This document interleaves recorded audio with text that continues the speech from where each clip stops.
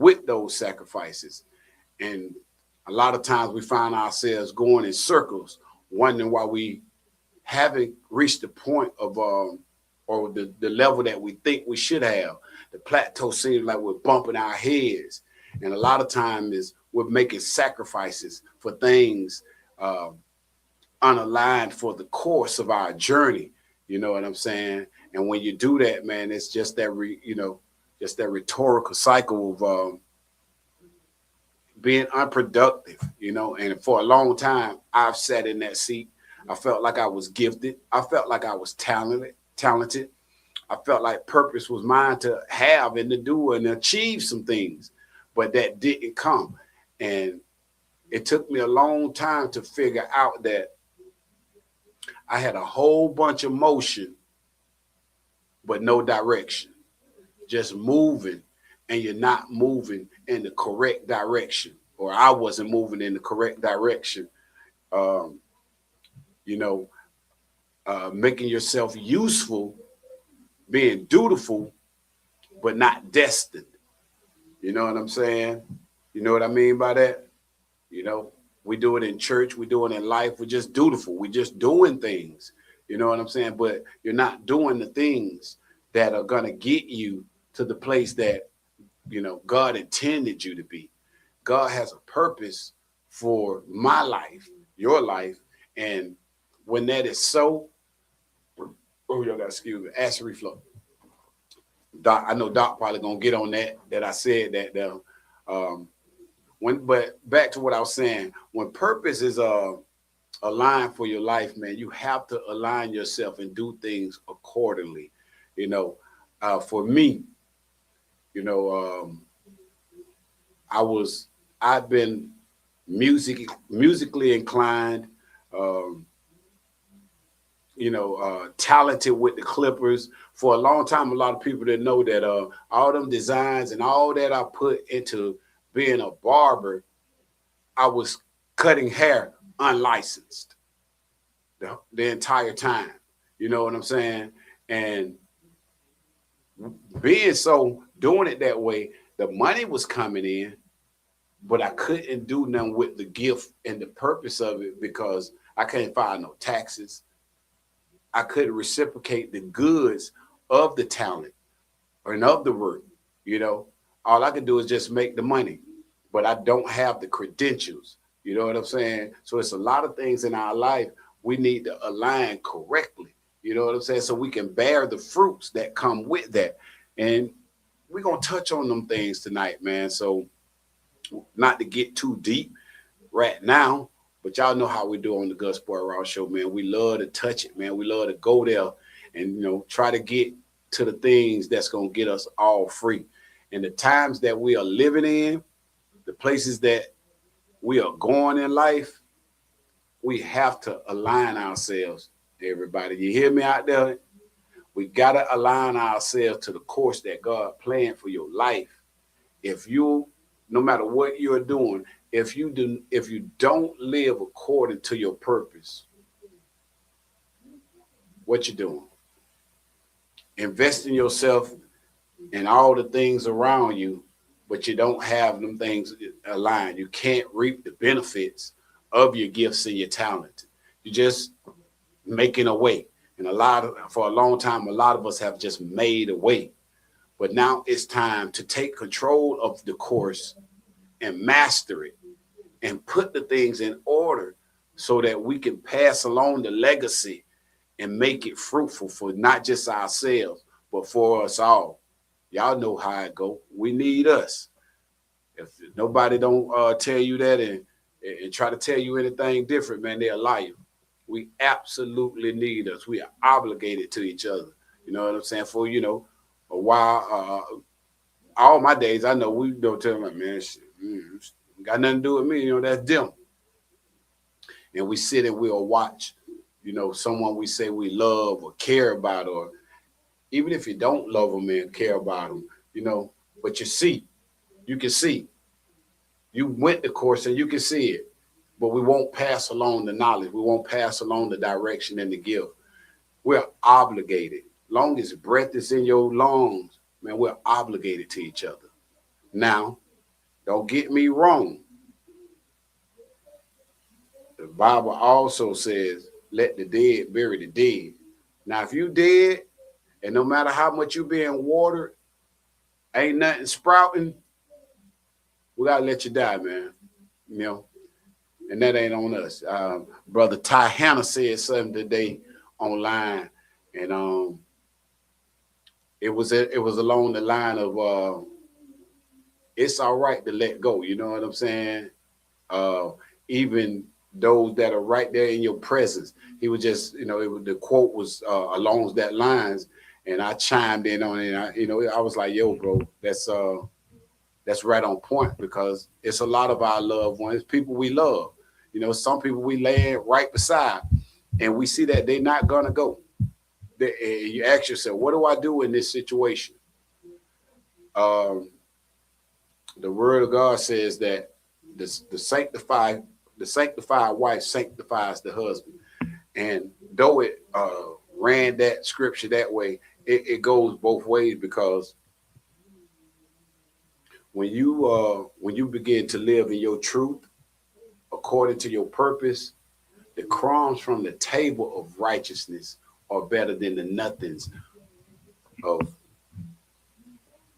somebody just doing something. So they're gonna eat it. You know what I'm saying? And if they're a person of purpose and they want the game, they'll take them crumbs and they'll begin to feel and believe the nourishment. You know what I'm saying? So we ain't gonna get too distracted, man. I don't want to take y'all too far. It's gonna be a great show. I'm feeling good. I'm on my health kick. You know what I'm saying? You know, I'm glad Doc gonna be on the show. I see a holistic care doctor, and I was telling Doc about how I recently just really got a standing physician in my life. I'd go to the doctor, I'd do all those things, but I didn't have a regular I'm going to I didn't believe. I went to just if this hurt, I'm gonna go get this checked out, or I do that. I do the bare minimum, but I wasn't gonna put real faith in the healthcare system, and I'm still not. I remember when I was driving Uber and Lyft and stuff, and back in Tampa, and I picked up this doctor. I don't remember his name, but he informed me that he was a medical doctor of error, and I said to him, "Doc, what you mean you're a medical doctor of error?" He was in town for a conference, and the entire conference was on medical error, which is medical error in America. Medical error in America is the number 3 leading cause of death. Medical error. Medical error.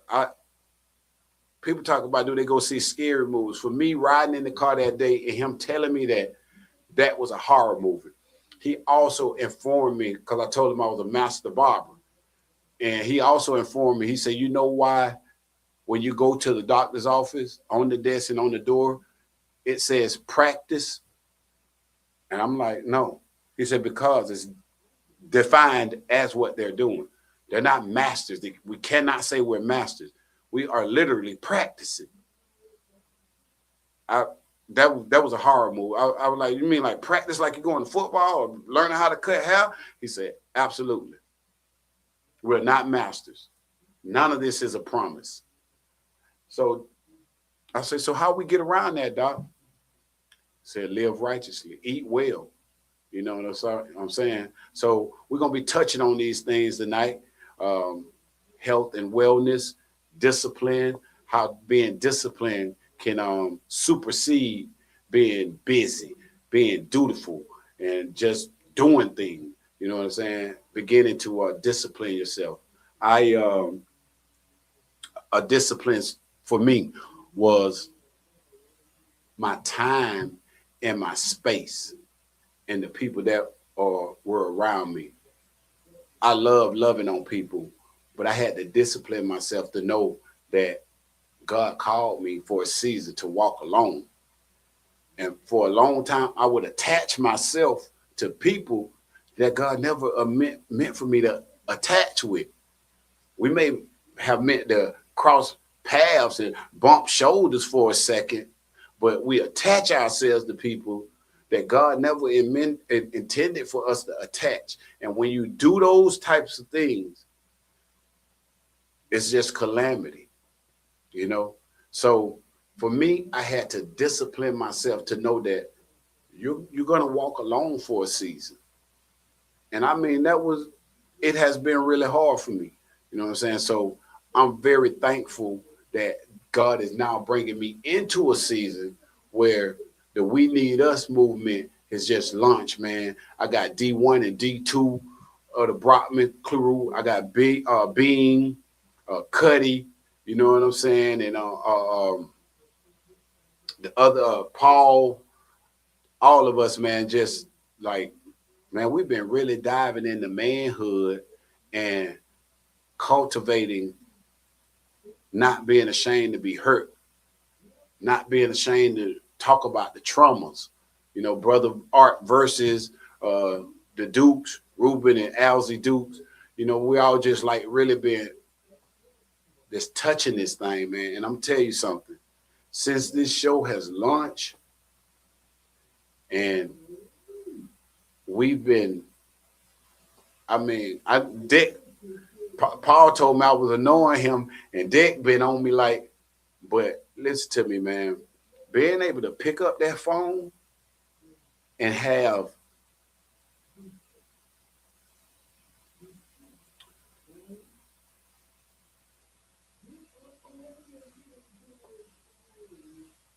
somebody to share this thing with is the heavens are open. I'll just say it like that, man. The heavens are open, and I'm grateful. So I ain't gonna hold y'all like that, man. We gonna take y'all on this ride. I thank y'all for locking in. It's your host, Miles. You locked in on V108thevibe.com. It's the Gus Boy Rose Show, man. How y'all like our set, man? You like my new set? Yeah, man. Blessings all on you, man. We'll be right back, man. Y'all know what it is, man. We need us. We out here. Hip Hop and R&B live on V108, The Vibe.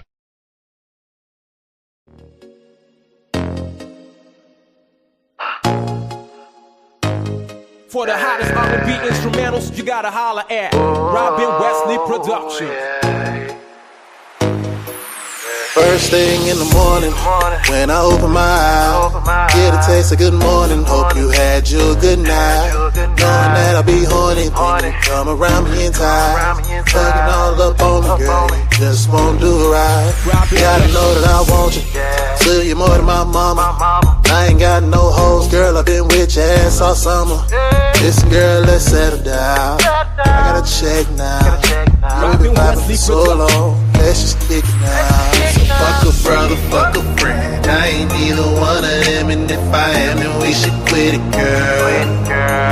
Ain't your homie, I ain't kidding. Rather be a fuck friend, the one you call when you need it, girl. Calling me your brother, we could really be lovers. Mean so much to each other, we been hurt by others. Got me in the friend zone. Got me in the friend zone. Late nights on the phone, saying how you did you wrong. Telling me to come over, smoke you out and just hold you. Got me in the friend zone. Got me in the friend zone. Got me in the friend zone. I'm in that frenzy, O-N-E. Fuck that, I got plenty. Go and grab the weed, I'ma grab that Henny. Telling me about your old dude. Fuck that nigga old news. Come and get him this old school. Why your face looking so blue? Me and Miss Jones, we got a thing going on. Yeah, and I don't want it to end, but I gotta get out this zone. Yeah. Fuck a brother, fuck a friend. I ain't neither one of them, and if I am, then we should quit it, girl.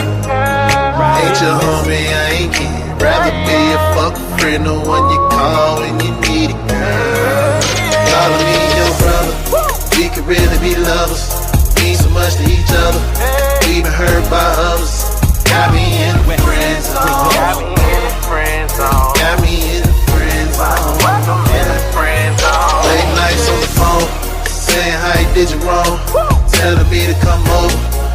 you out and just hold you. Got me in the friend zone. Got me in the friend zone. Got me in the friend zone. Fuck a brother, fuck a friend. I ain't neither one of them, and if I am, then we should quit it, girl. I ain't your homie, I ain't you. Rather be a fucking friend, the one you call when you need it, girl. Calling me your brother, we could really be lovers. Mean so much to each other, we been hurt by others. Got me in the friend zone.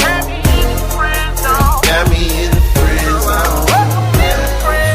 Late nights on the phone, saying how you did you wrong, telling me to come over, smoke you out and just hold you. Got me in the friend zone.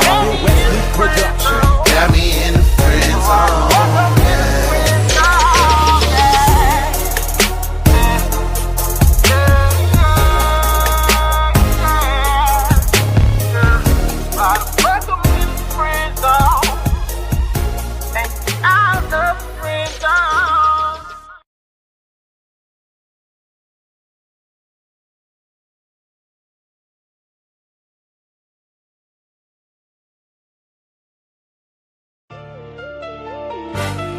Yeah, I see you.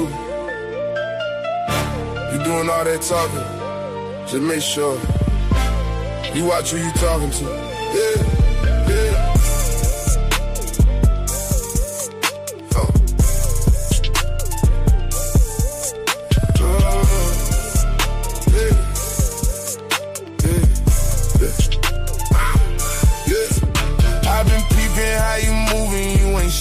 I'm well, you be staring from a distance, acting tough when I ain't there. Pocket watch it, counting wins like you part of my team. But you broke, just a shadow trying to live in my beam. I see envy in your eyes, disguised as a grin. Every depth got attention, I can feel it in your skin. You be fishing for attention, dropping slick little lines, trying to bait a real boss just to boost up your spine. I done seen your type before. You a pattern, not new. Talk loud in the crowd, but in person, be cool. You don't want that pressure, you just want that response. But it's levels to this game. Better watch how you talk. Watch how you talk to a boss. Yeah, line get crossed, that call. That's call. Street code written in scars. We don't speak, we enforce. Watch how you talk to a boss. I don't bark, I exalt. All that hating gon' fade. When that weight get tossed. Now I'm sliding on your name. Let's address it for real. You an internet gangster, I'm a product of steel. I was raised with the pressure, turn a man to a ghost. You just playing with the image, I embody it most. You don't know about them nights, stomach touching your spine. Had to hustle out the mud just to double a dime. You don't know about that loyalty, blood over bread. You folding interrogation, probably sling like the feds. You a clout chasing echo, I'm the voice in the room. You spark in the dark, I'm the light bringing doom. All that whispering is keep this and say it with chest. But be careful what you ask for, you might get what you press. Watch how you talk to a boss. Line get crossed, that call. Street code written in blood.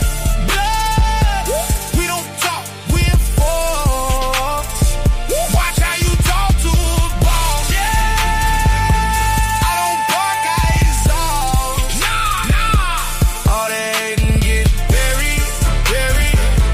When them hitters get lost. You wanted that response. Now you got it. Listen when the boss talk.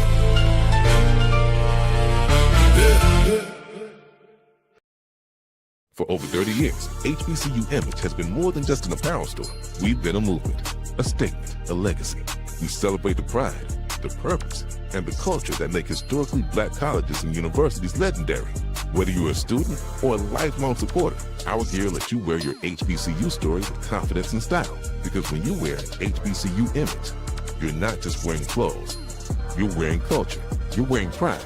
You're wearing purpose. HBCU Image, a Kenny T's company. From cancer care to accidental injuries to cardiac care, we all know that there are times that you can't control what happens in your life.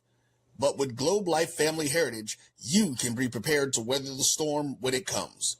Call Dr. Beverly Eagle Rogers at 877-300-8269 or visit the website at globelifefamilyheritage.com. With over 25 years of serving communities, Dr. Beverly Eagles Rogers is here to help you and your family through difficult times. Dr. Beverly takes pride in Globe Life being one of the few companies that returns 100% of premiums to clients that stay healthy. So for more information, call Dr. Beverly Eagle Rogers at 877-300-8269 or visit the website at globelifefamilyheritage.com. Are you hungry for authentic Caribbean food like jerk chicken, oxtail, red snapper, shrimp, tofu, and rasta pasta? Well, find your way over to Mango's Caribbean Restaurant, 180 Auburn Avenue, right next to Royal Peacock in downtown Atlanta. Them belly full, but we hungry. Mango's Caribbean Restaurant, open daily from 11 a.m. to 10 p.m. And on Friday and Saturday, we're open till 4 a.m. Come to Mango's and put some spice in your life. Oh, we've got a good thing going. Mango's Caribbean Restaurant, 180 Auburn Avenue, right next to Royal Peacock in downtown Atlanta. For more info or directions, call 404-698-3992 or log on to mangoscaribbeanrestaurant.com. For instant coupons, text MANGOS to 313131. Tell your mama hungry, papa hungry, brother hungry. Mango's Caribbean Restaurant, authentic Caribbean cuisines. Open up the door. Tell your mama hungry.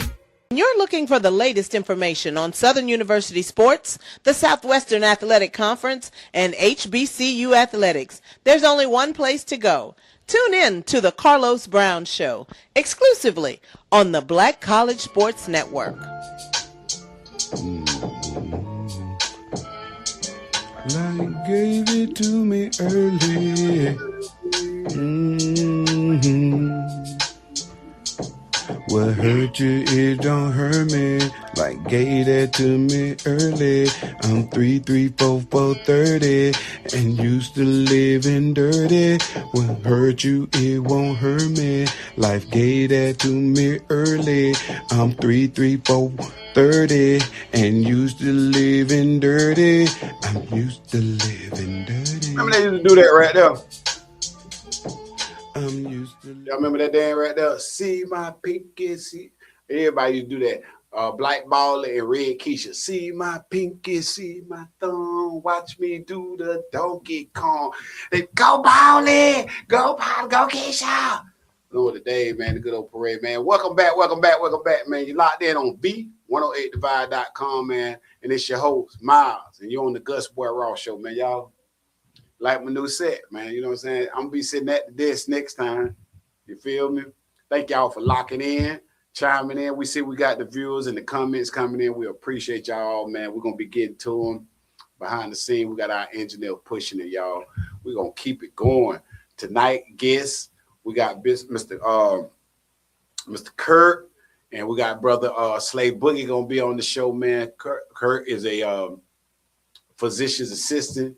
He's I'm believing a real estate guru. I was talking to the brother on the phone. He was talking about, I got to go over here and cut this at my house and this over here at my other property and my dump truck. So brother's an entrepreneur.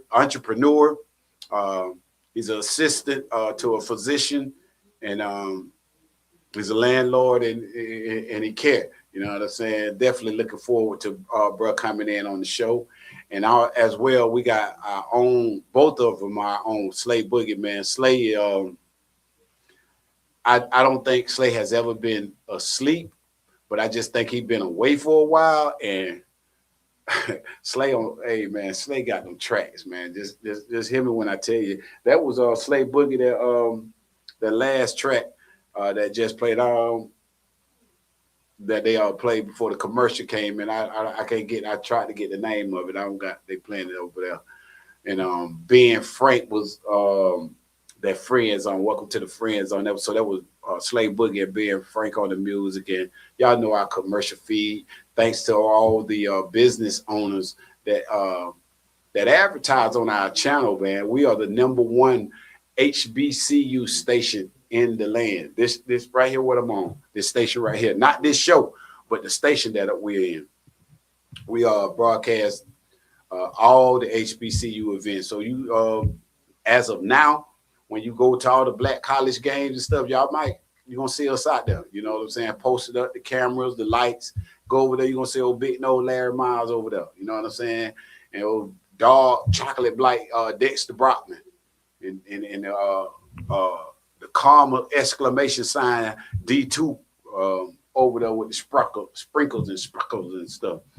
One time for everybody that's submitting the great music that y'all hear on our station, man. I'm so glad to be a part of this ride, man. We got TKS Brun. I just want to give a shout out to TKS Brun, to all the fellas, but TKS, man, I'm loving bruh music. Like, I'm loving bruh whole vibe, and it's refreshing to hear music like that.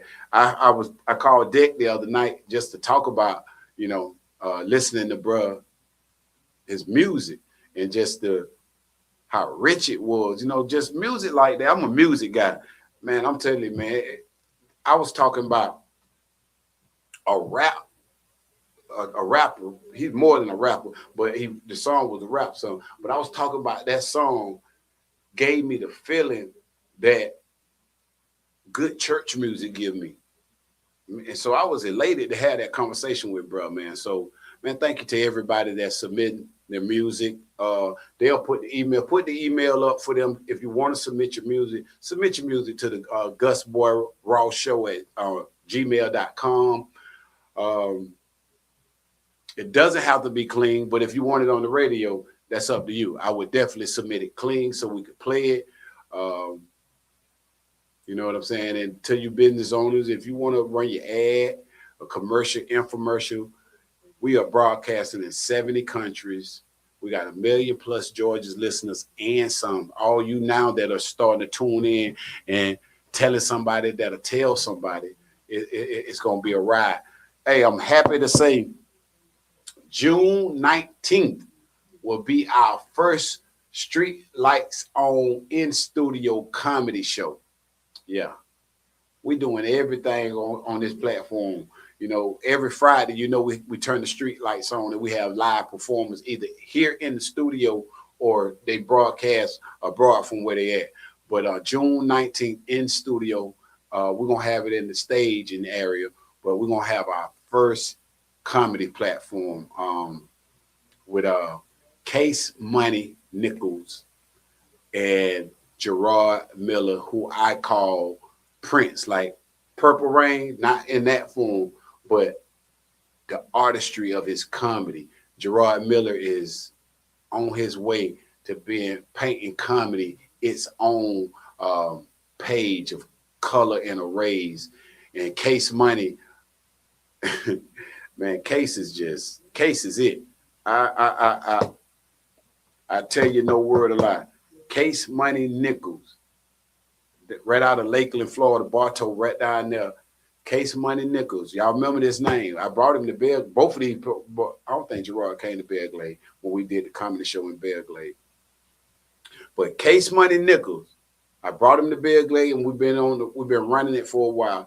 It is one of, and I tell you no lie, the best comedians out there because he's authentic and he's a guru of shaping and molding himself to be a better self-motivated comedian. You know what I'm saying?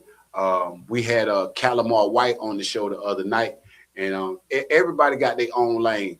Calamar said that his push was to be in the presence of the comedians that he'd always want to be in front of. To each his own. That ain't ain't nobody that's out there that I want to be I'm doing comedy so that I can be in front of them.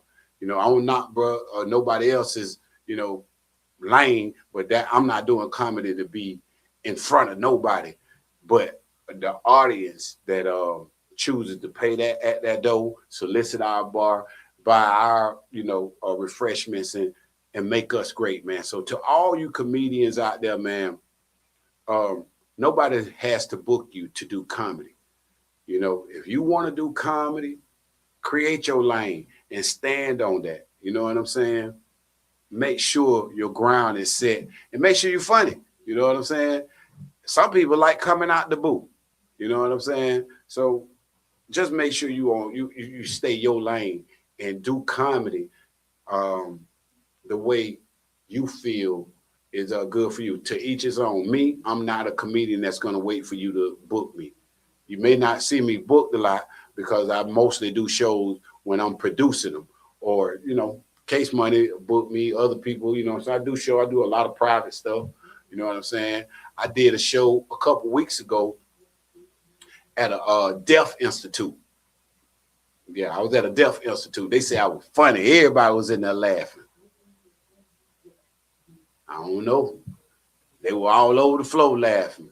And I don't know sign language, so I guess they were just trying to make me feel good, but I did it.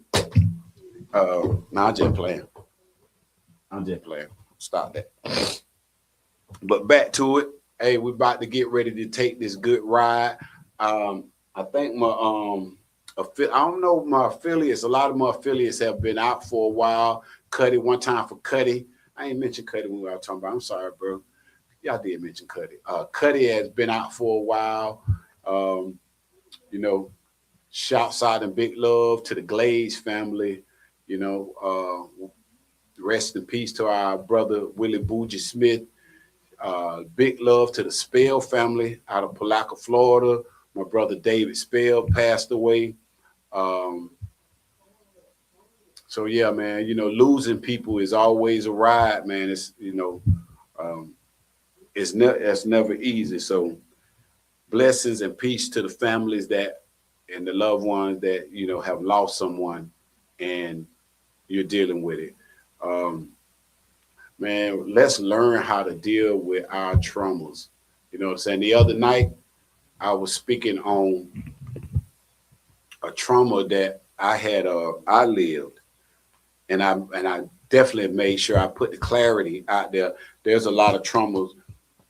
There are variations of traumas, but for me, I was angry with my father for a long time, and there's a lot of situations where the moms have instilled this anger. But I had to give a shout out. My mom did. My anger towards my father was not something that my mom instilled in us. My mom never was a woman who talked bad about my dad. You know what I'm saying? She was actually effed up about that nigga. You know what I'm saying?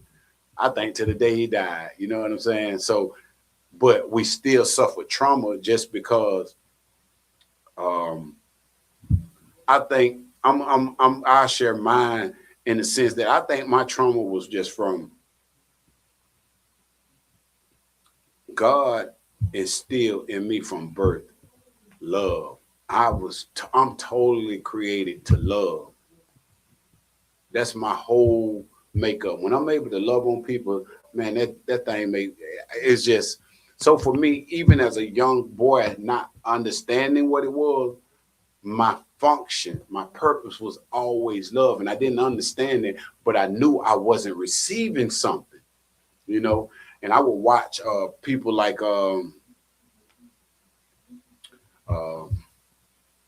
Jacob Bush, you know, people like what's my classmate name, man? He had a good dad and mom, man. We used to pick at him. Dang, man, I hate that there. But Tiger Red was one. You know, Reggie Hobbs, Benji Robinson up in Palaca. I was infatuated with people that had families.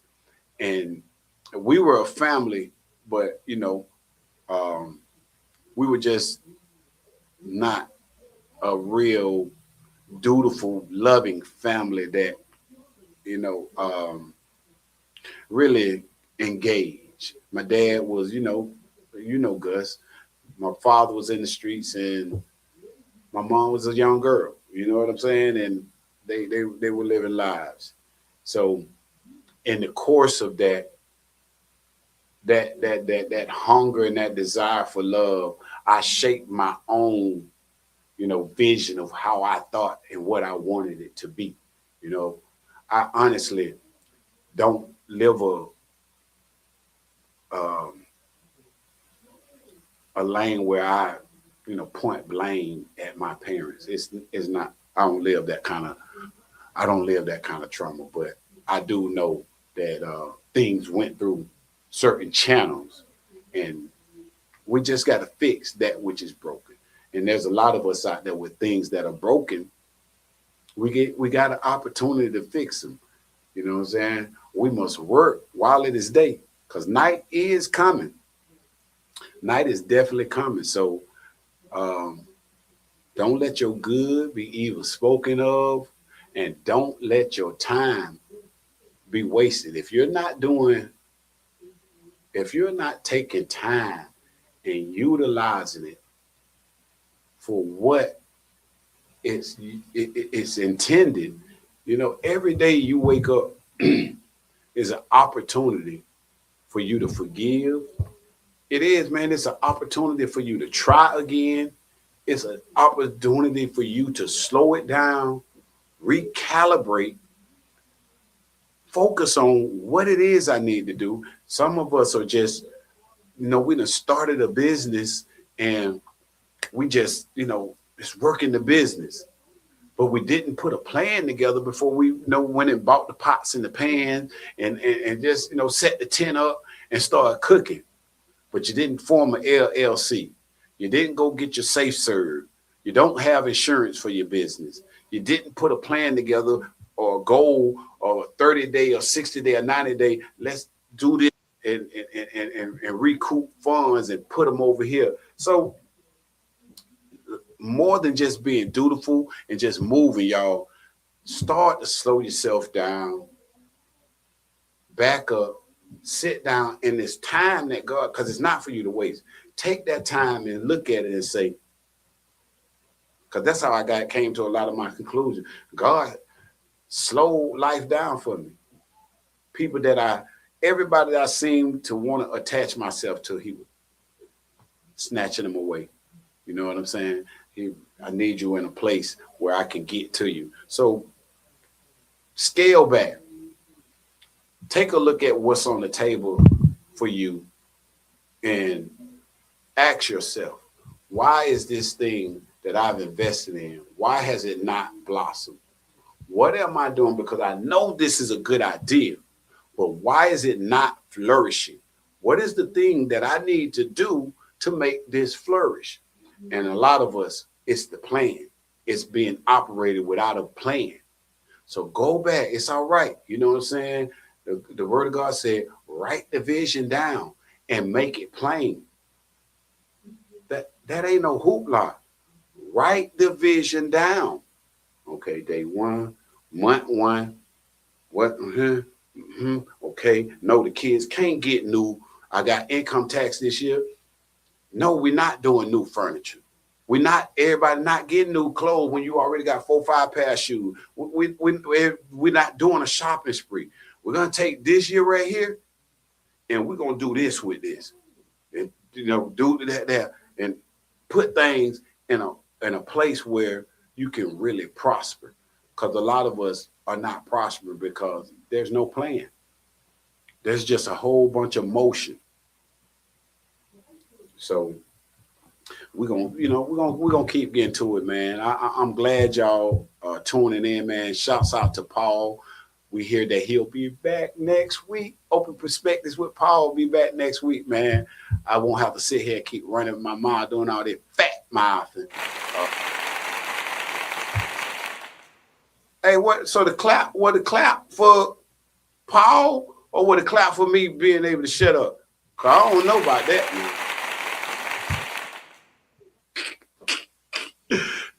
Y'all see how they messing with me, man? It's all good, man. You locked in on V108 The Vibe, man. It's the Gus Boy Raw Show, man, and it's your host, Smile, with the dudes clapping on me in the background, man. Don't go nowhere. Don't go nowhere, y'all. We out here, man.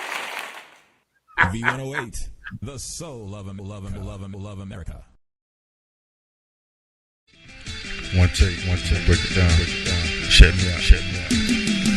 In these past few years, I've been going through some changes. A young nigga out here, I've been living kinda dangerous. They say you live by, then you die by. I ain't choose this life, so why it's in my pocket? Somebody gotta stop it, somebody gotta change. Cause I know these niggas out here aiming for my brain. But I ain't even worried, I made peace with God. It ain't up to me, I left him in charge.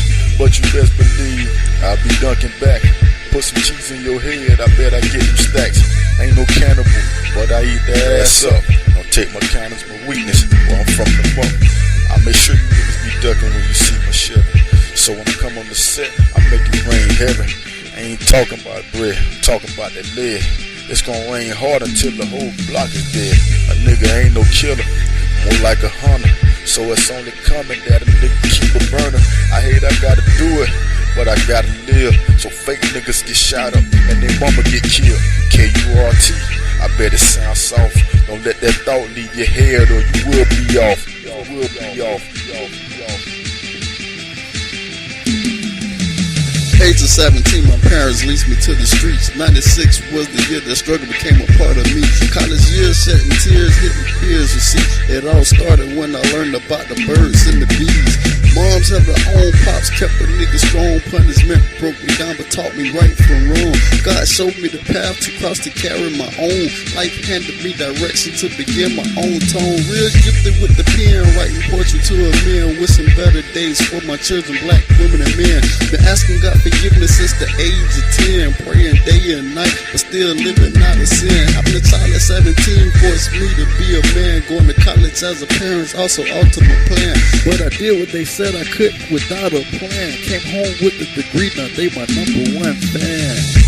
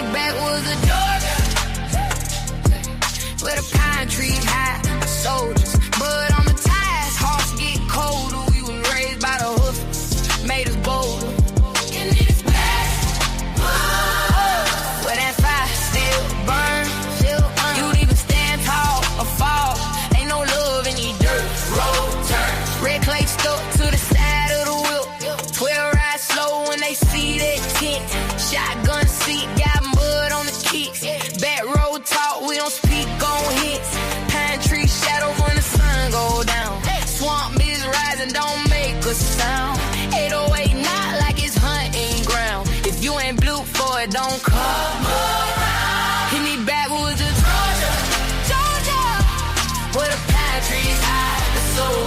Mud on the tires, hearts get colder. We was raised by the hustle, made us bolder. And it's back, whoa, but that fire still burns. Stand your ground, don't fold. There ain't no mercy in these dirt road turns. Barbed wire fences, rust on the gate.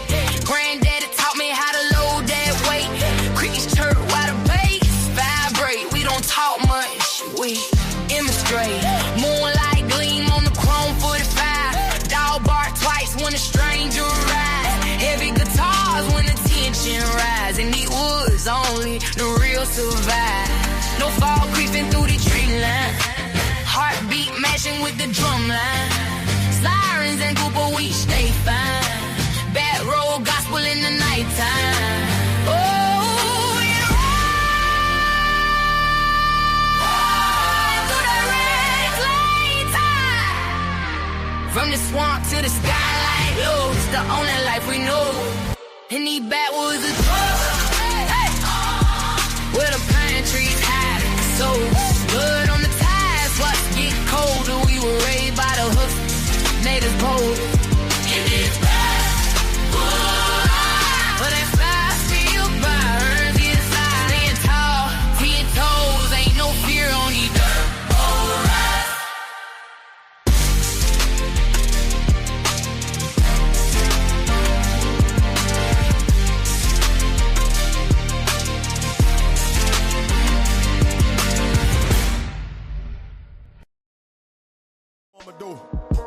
tripping, man. When the air condition be on. They love to start shit in the apartments. So you gotta keep a gun in the glove compartment. They breaking in scat packs and laundromats. This where all the cocaine and the ganja. They love to start shit in the apartments. So you gotta keep a gun in the glove compartment. They breaking in scat packs and laundromats. This where all the cocaine and the ganja. Two crackheads fighting at the moms and pops. This that block where the guns get popped. Stole mama sheets off the clothesline. I knew who the thief was the whole time. The hoop that need an alternator, so you gotta ultimatum. Fix it by yourself or let the shade tree straighten it. Niggas informants and disappointments. This where the gang's at in unemployment. Leadfoot Lucy just ran over Juicy. Her uncle in the alley sells cigarette Lucy's. Her nigga peed himself smoking weed and meth. This a history lesson, it repeat itself. This the type of creature that can feed itself. They locked it in the cage and it freed itself. Write an introduction, it complete itself. Human reproduction, it conceive itself. They love to start shit in the apartments. So you gotta keep a gun in the glove compartment. They breaking in scat packs and laundromats. This where all the cocaine and the ganja. They love to start shit in the apartments. So you gotta keep a gun in the glove compartment. They breaking in scat packs and laundromats. This where all the cocaine and the ganja. A detective back then was a gumshoe. The objection back then don't come unglued. I remember Randy went to school wearing one shoe. My mama damn near killed me for skipping school. Christine was the first queen niggas ever seen. Wish I could bring her back in a time machine. The second time niggas had to broaden the line. Neanderthal niggas in pre-modern time. Hanging with them niggas on the third floor. They let me get the same price that they get the birds for. Everybody roguish.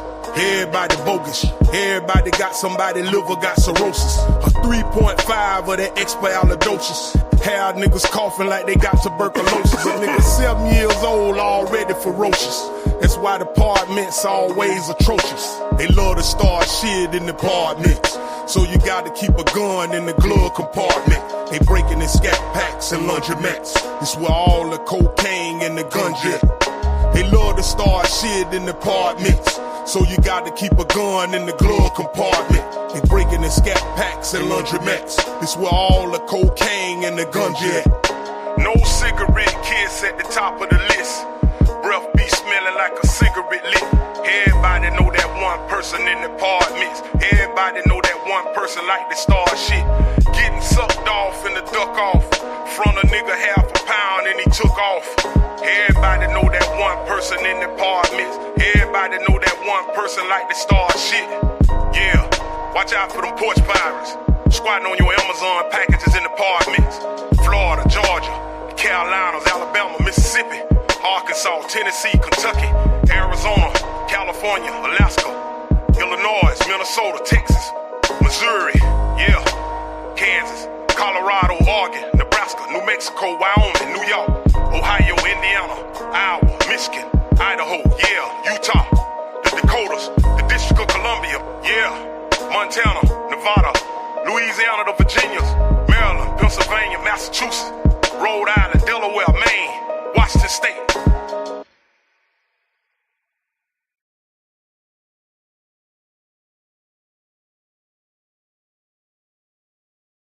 My shoulder, me, I'm starting to believe them. I got my eyes on you, roaches, can't even trust my own people. Told the pastor pray for me, I know they plotting and scheming. Better approach me with caution, my heart don't feel you, little demon. I'm from Pahokee, baby, everybody know, man. What's up? I'm from Pahokee, baby, everybody know, man. Pull up. I'm from Pahokee, baby, everybody know, man. What's up? I'm from Pahokee, baby, everybody know, man. Pull up. I'm from the trenches, little nigga, that this talk ain't gon' get it. I'm from the show me stay counting. I'm from the muck in the city. My grandma still smoking blunts, drinking up all my liquor. She told my daddy I'm thugging, but she the one with two pistols. My auntie think I'm the devil. My foot on with my music. Some of y'all think I'm cocky. That's why I look at you stupid. They say tomorrow ain't promised. I live my life like a movie. I heard the rumors about me and muskers looking to shoot me. They say the way you be thinking, that's how you really be be feeling. I just caught 7 new felonies, 1 or 2 misdemeanors. I lost my mama and daddy, but that didn't stop me from dreaming. I know that tragedy happened. We good as long as I'm breathing. I'm from Pahokee, baby. Everybody know, man.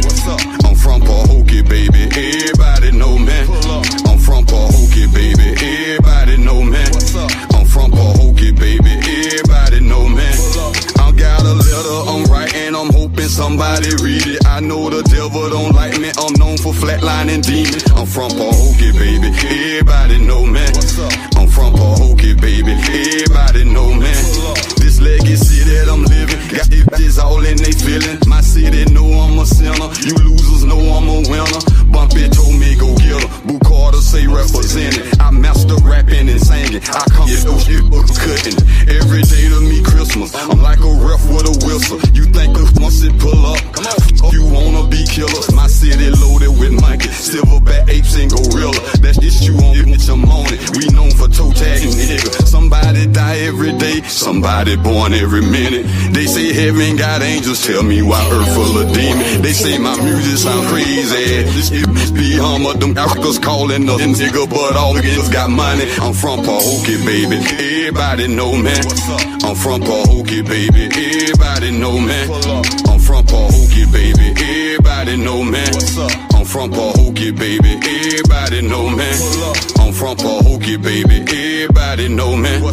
I'm from Pahokee, baby. Everybody know, man. I'm from Pahokee, baby. Everybody know, man. I'm from Pahokee, baby. Everybody know, man. I'm from I was born in Pahokee, baby. Don't nobody know me. I'm from Big Lake, and everybody used to show me. I used to get beat up a lot. Y'all, welcome back to the show, man. I love that song, man. I'm from Pahokee, baby. TKF Braun, y'all. That was Country Boy Fletcher with that was Apartments, right? Yeah, I think that was Apartments by Country Boy Fletcher. And that other song, I was surprised, man. That's actually our guest, Dr. Kurt Ball, and our lead choreographer and engineer, Dexter Brockman. I actually was trying to tell them to play that song again. Matter of fact, they're gonna play it when we bring Doc in, man. So I'm not gonna even like sit back on it, y'all. If you are tuned in, y'all, this next segment, like I've been trying to make Doc laugh, like kind of all day with it. He won't play with it. Like he say, yeah, hey, yeah. Like so we finna get to the meat of the word right here, man. Doc got a message, you know what I'm saying? And y'all tune in, man, and let him be heard, man. And not only just hear it, let it resonate in your system, man. And let's go, let's be well. You know what I'm saying? Because, like I said, work while it's day, night is coming. It's definitely coming, man. So before it sneak up on us, let's be able to be prepared. You know what I'm saying? Live well and greatly while we're here. So I present the sum. I introduce to all of y'all Dr. Kurt Ball, none other, landlord, big guru in the business, man. Y'all get up for him as he come on the platform, man. Get up for Dr. Kurt Ball, man. Yo, how you doing this evening, brother? I can't complain. How about yourself, brother? I'm doing very well, man. I didn't know I didn't know you were a rapper, man. Whoa, that's a long time ago. We live many lives. Old like that. Hey, let us y'all. I don't know if that's Doc or that's us, but I can barely hear him. I can hear him now, but it's low. So I don't know if you need to turn your phone up or probably get a little closer. It may not be you, but I can hear you. I just want to make sure the world can hear you. All right, I'm on the desktop, so I'm not sure. Okay, but we can hear you. We can hear you. So if y'all can give him a little vibe, that's good. All right. So I'm getting feedback. Yeah, I'm doubling up. Okay. So yeah, here we go. How you doing this evening, man? I can't complain. How about yourself? I'm doing very well, man. I'm doing really, really good. Health. I'm sorry. I thought I heard. Oh, okay. Yeah, I'm doing really well, man. I'm more health conscious now. You know what I'm saying? Living it and doing it daily. Um, so I'm glad to have you on the show, man. Glad you took out time out your busy day and decided to sit with us. Where you originally from? Tell us a little about yourself. Introduce yourself to the show and the platform. All right. Well, I'm from Palm Beach County. Small little camp right outside of South Bay called South Shore. So I'm a camp boy. Grew up plantation style lifestyle. That's where it all started at, bro. For South Shore? Yes, sir. I'm a camp boy. Yeah, man. I know your daddy. Dirt roads and sugarcane fields. You know my dad? Yeah. All right. Well, then you already know. Yeah, yeah. Definitely. I already know, man. Impressively, man, just reacquainting myself with who you were, just doing some research. And I'm just not even surprised of the stature and the stance that you take. You know what I'm saying? So yeah, it's definitely not a surprise. Did you always know that you were going to be in the medical field? No, man, I hated science. I hated the whole idea of the blood and all of that. I kind of fell into it, because I was in law enforcement. If you want, I could tell that story of how I actually fell. It's your platform. Go ahead. They'll tell you. Yeah, go ahead and introduce yourself and run it out. So, I got my bachelor's degree in criminal justice, and then I kind of wanted to go on the road and be an officer. So I did police academy and I did the corrections academy, but I ended up working in the prison. And once I got to the feds, for the first year working in the federal government, you cannot have a physical altercation with an inmate. So the inmates would give you a lot of hell during that time, and you kind of had to keep your composure because whatever issue you would have, they would fire you right away, right? So coming up on my 1 year, I knew that I was about to be able to do what I had to do. So I started working out. Always been in the gym. So I was working out like crazy, man. And then I started having chest pains, right? So I went to the doctor, and they did all the exams on me and stuff. And it ended up being muscular skeleton pain just from working out so much or whatever, right? So I was 25 years old, and the guy at the time that was seeing me, the practitioner, he was a physician assistant. He had the white coat on, and I know we looked the same age, so I was like, "You're a doctor?" He was like, "No, I'm actually a physician assistant." So I said, "What the hell is that?" And he told me what it was. So I'm actually a physician assistant. People like to call me doc, but I'm actually a physician assistant. So that's a step below the doctor or whatever, right? So I found out about it that way, and about 2 years later, I decided to go back to school when I didn't get a promotion that I wanted at the prison, and that's kind of how I ended up as a PA. Wow, that's awesome. Like you were in corrections. You had a desire for law enforcement, right? And you began to build this career in law enforcement, and then seeing this, was he white or black? He was white.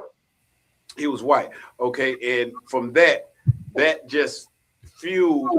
So would you say seeing him in that position that it was just something you wanted to achieve at that time for employment reasons, or was it the passion I hear from you like how we spoke? Was that there at that point? No, actually it started out more so lifestyle. I knew that they worked like 3 days a week. I think at the time, starting salary was right at 6 figures. And at the time, I'm in a prison and I'm fighting every day.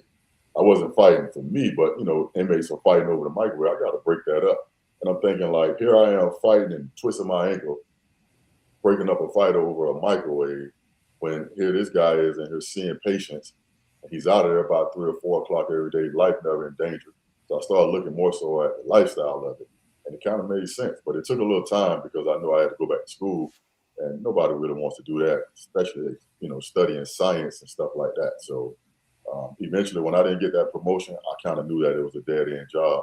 So I went at it and I went full throttle. Wow. Double salute to you, man. Double salute to you. What's the, what would you say the biggest mistake people make with their health?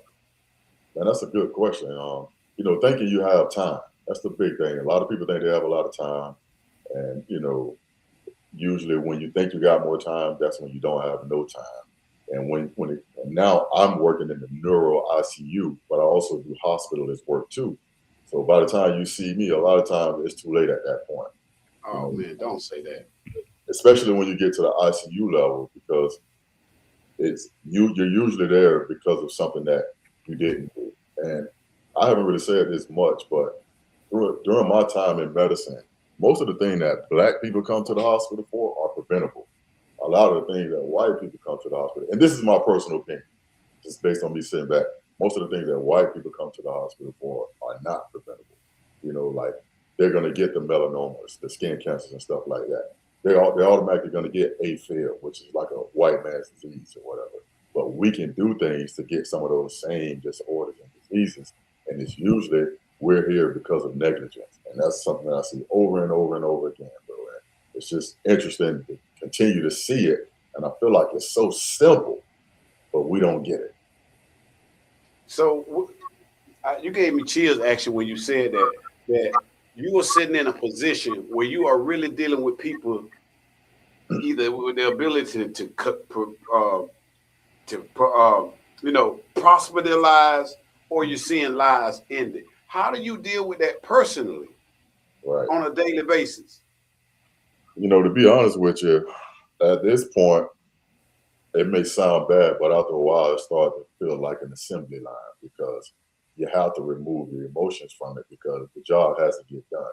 And if you have good work ethic, you got to have good work ethic in hostile environments and sensitive environments. So for me, it's like an assembly line, and you have to adopt that mentality, because if you don't, you'll be taking that work home with you. When you get home, that's time for family, relief, and rest. So you kind of have to look at it like that, or else you won't survive. Wow. At the end of the day, it is a career, and at the end of the day, medicine is a business. People don't like to hear that, but medicine is a business.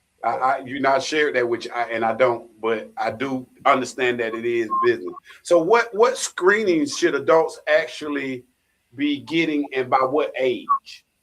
So I would say when a person turns 18, because at that point you're technically considered an adult, you should be going to the primary care at least once a year and letting them get a few labs. And these few labs kind of point at different things in your body, right? So it kind of gives us a snapshot of what's going on inside, right? And a lot of times, if you're able to do that, you're able to basically build a paper trail for your health.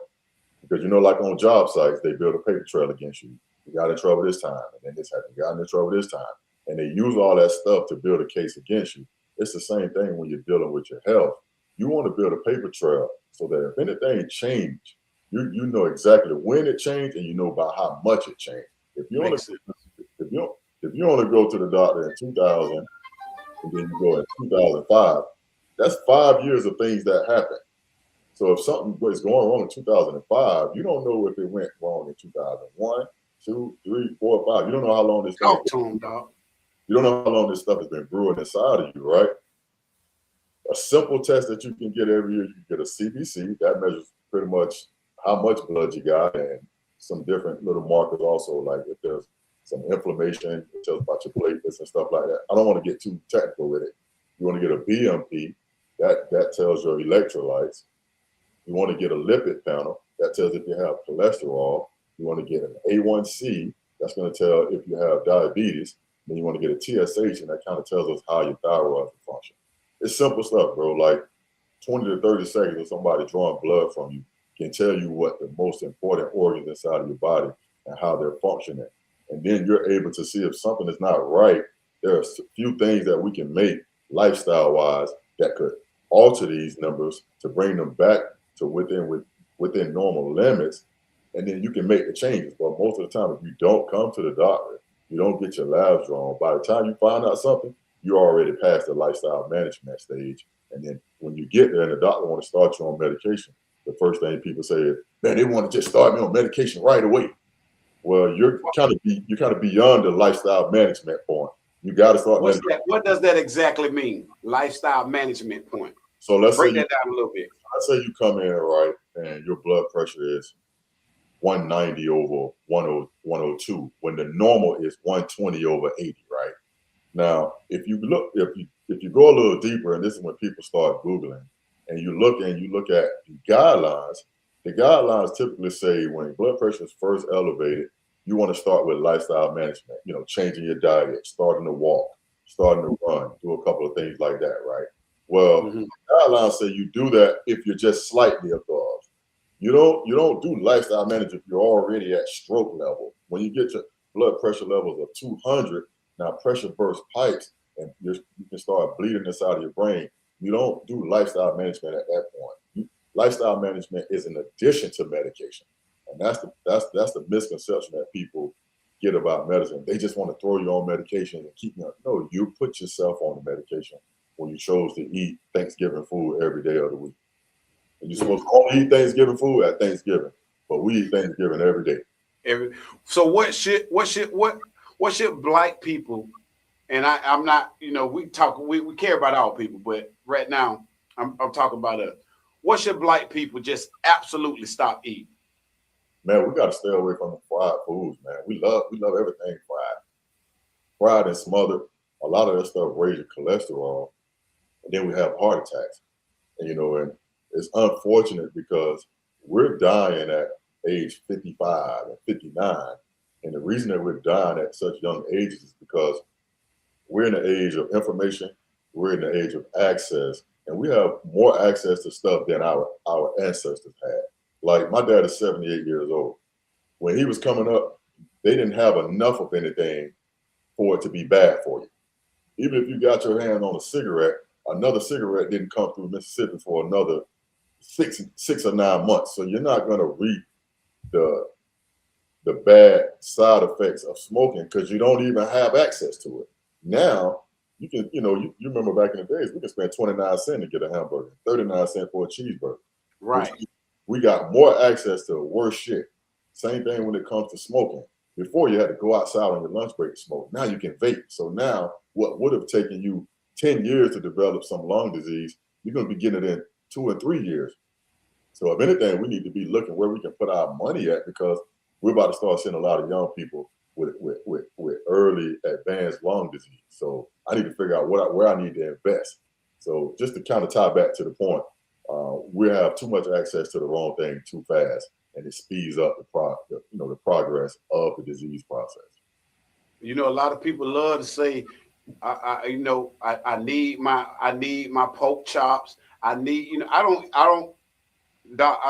tell you something.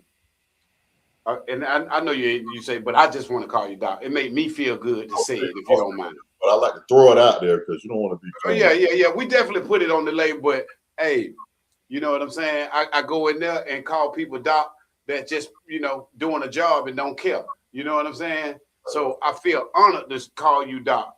You know what I'm saying? Even though you were, haven't went the rest of the ride, you close enough for me. Right. And big salute to you. What about alcohol? Well, I got a little Jack Daniels right here. You feel me? With I got a little wine over here. But what is without alcohol, are you seeing a lot of effects of over drinking? What are the effects? Or let's say somebody that they're a drinker, right? What is there a proper way to drink and to dilute yourself or clean yourself? Like, is there a proper way to, intake alcohol and to flush yourself out? Well, your body is an amazing creature, so abstinence from alcohol is going to detox it in itself. I know they got a whole bunch of stuff out there, and I'm not saying it don't work, but that's another way to get your money. But if you stop, everything will move through your system because that's what these organs do. They metabolize things and they get rid of them. When you peeing and you pooping, you're getting rid of that stuff. So that's how you get rid of it. And I don't think you can say, well, you should only have one drink because this is one drink too, but this is one little drink. But you can say one drink and it's a big drink. It could be 2 teaspoons of Jack Daniels in here versus 5 teaspoons. So that's why, just to stay safe, you say everything within moderation, right? And then if you're getting your labs drawn and stuff like that, you're able to see if you're moving too far because too much alcohol could make your liver enzymes start to rise. And once that starts to rise, then you can end up with cirrhosis and liver cancer. So that's a reason that you should be going to the doctors and just getting your labs. And you don't even have to go to the doctors these days. You can go to a place like Anytime Labs. I know they have it up here in Pennsylvania. And Yeah, they have and get your labs drawn right there. You know, so you don't have to go to the doctor. So people don't like to go to the doctor, but they also don't want to do what they need to do to take care of themselves also. Okay. Appreciate that. What are I'm gonna ask you this? What are hidden effects of uncontrolled hypertension? Oh man, hypertension is like my number one, man. Like it's the silent killer. That's what they call it. And the crazy thing about it, like I said earlier, it's so simple. It's so simple that it's so complex. Just like if you had a water hose and you took that water hose and you crimped it, that's going to increase the pressure. You remember we would squeeze it a little bit so that water would come out better when we washing the car, or we put our finger in front of the the nozzle or whatever, so we can have more water come out. It's the same thing with our arteries and our veins. You know, if you increase the pressure in there, it bursts pipes. Like I had a 86-year-old female that came in last night, right? Mm-hmm. She had a ruptured aneurysm earlier in the day. The crazy thing about it is she just turned 87 today. So she came in about 10 o'clock last night, right? When she first came in, they found her down. She had a right gaze. She was looking to the right, and she was completely like obtunded. One of the things they check, of course, in the ER, they check her blood pressure. Her blood pressure was 212 over like 105. Oh my God. They got a CAT scan. The whole left side of her brain was bleeding. So, of course, we reached out to the neurosurgeon.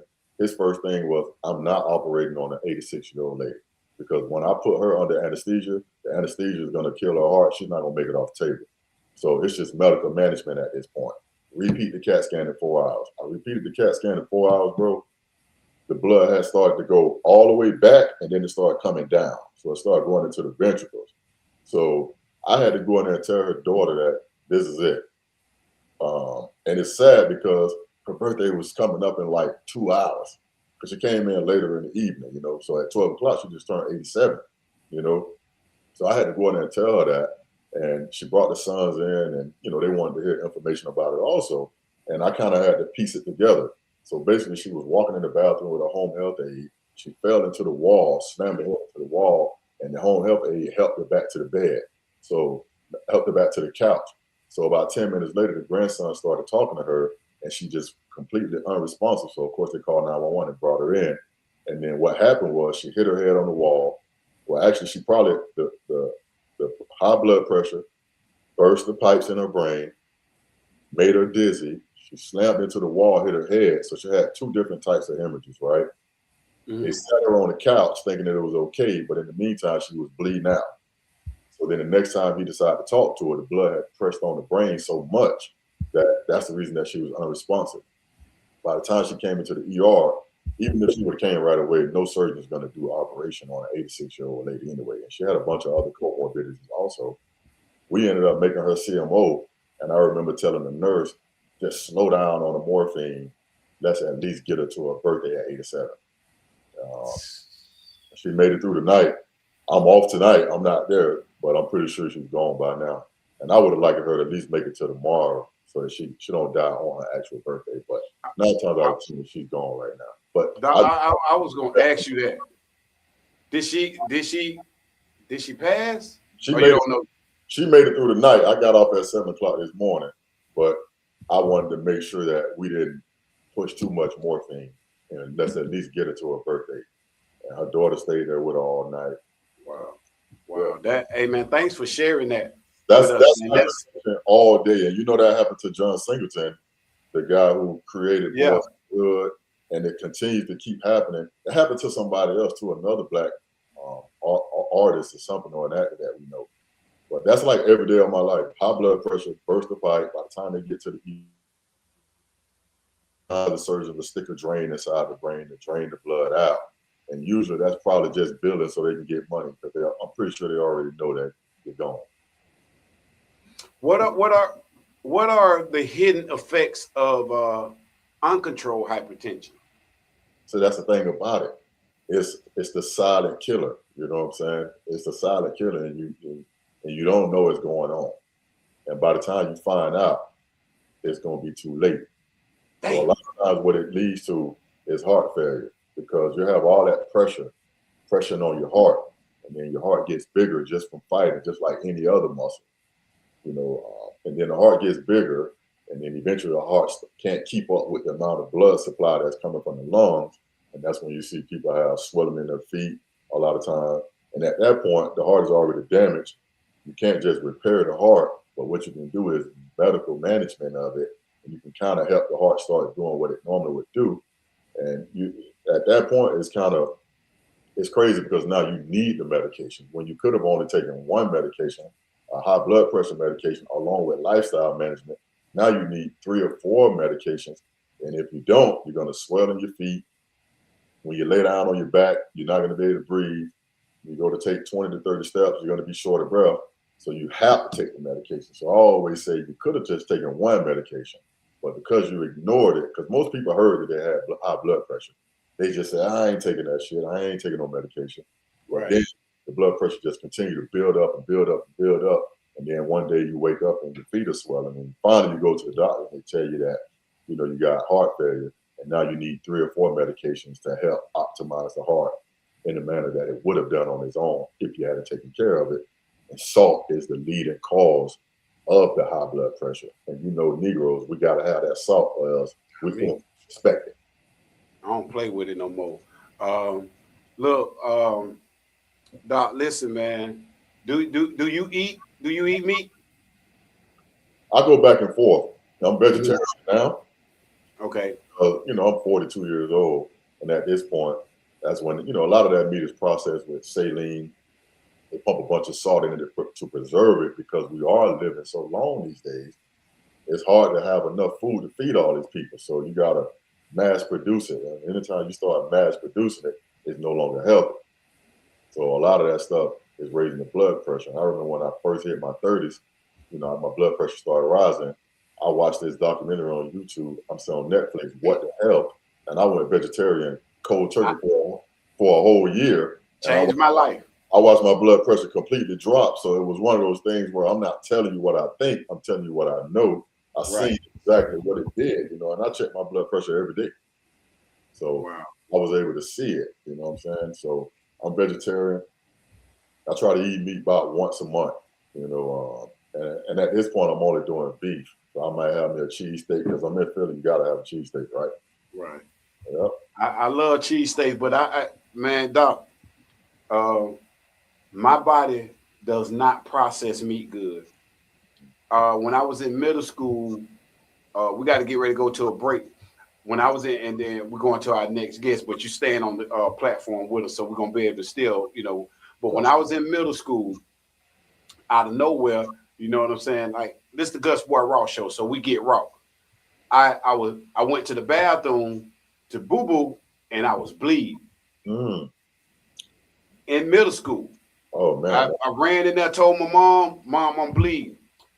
My mom took me to the doctor. At that young age, I already had a minute case of hemorrhoids. I've suffered with hemorrhoids from that day till this day.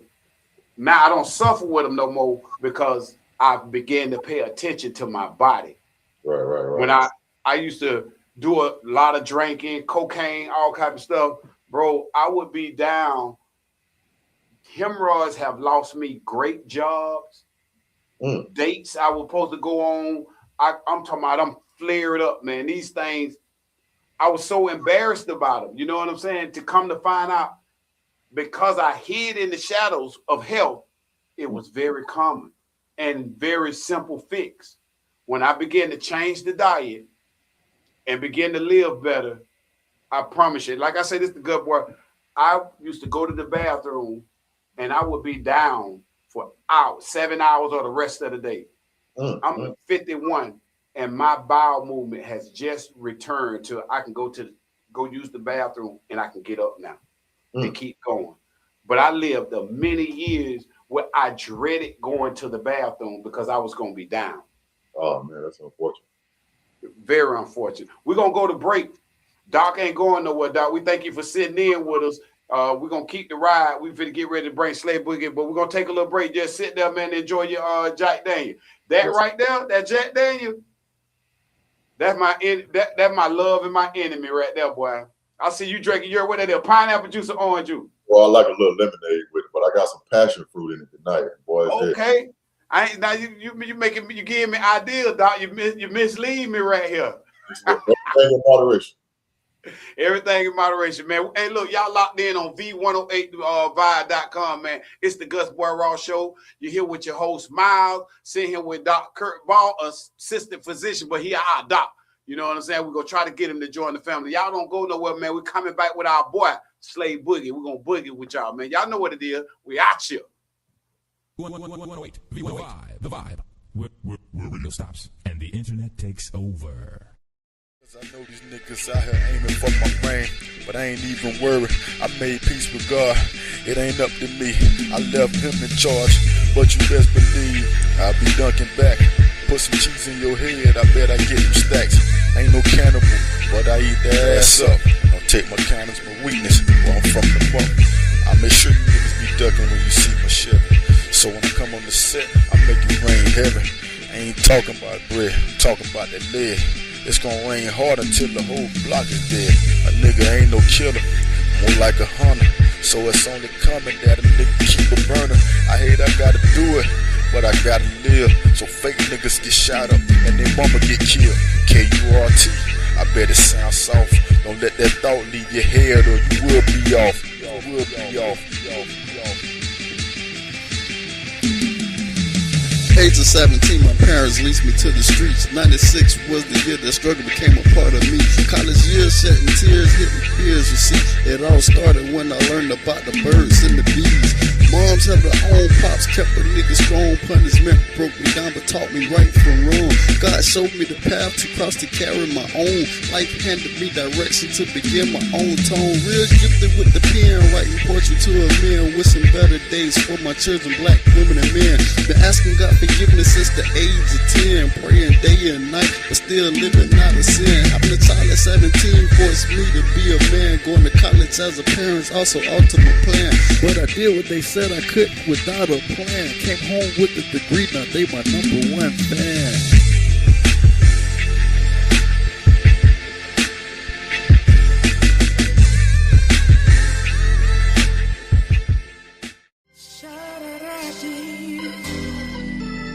Say pretty lady, oh yeah.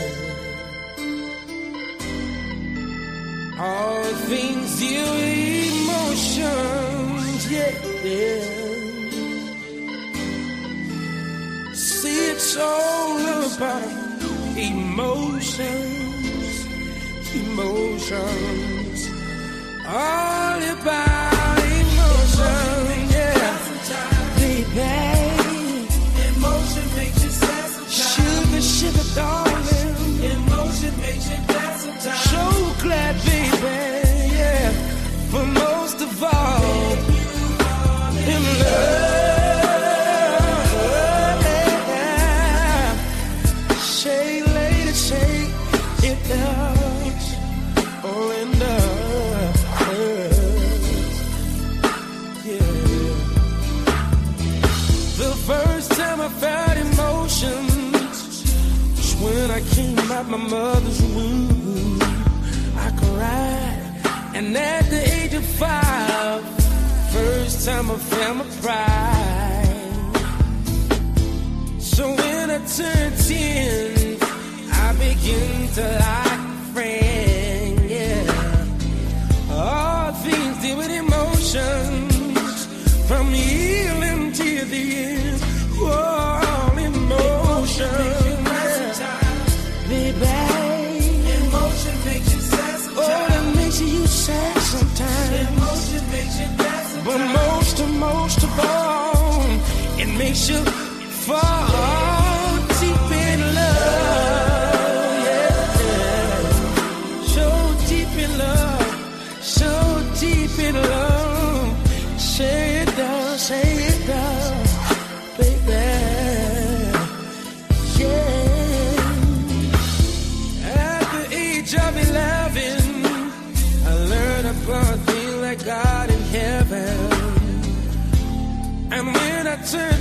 13, first time I had a fake dream, yeah. And now that I'm 19, I know that I'm ready, I know that I'm showing love, yeah. So in love, yeah.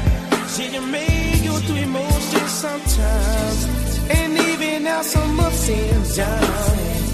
But I know one thing for sure, we're gonna fall in love.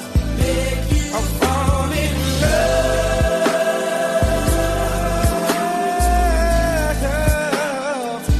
Come on, baby. Come on, sugar. Emotion makes you fall.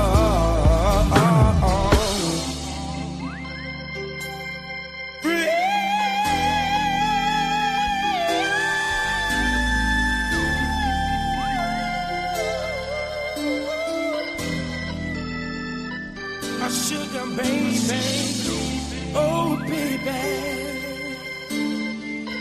I tell you, it's all about emotions. Set it down, all about emotions. They make you sad sometimes, make you glad. But most of all, fall in love. Oh yeah, they make you fall in love. So yeah, so alright. I know it's gonna be alright. Yeah, say alright, alright, alright, alright, alright.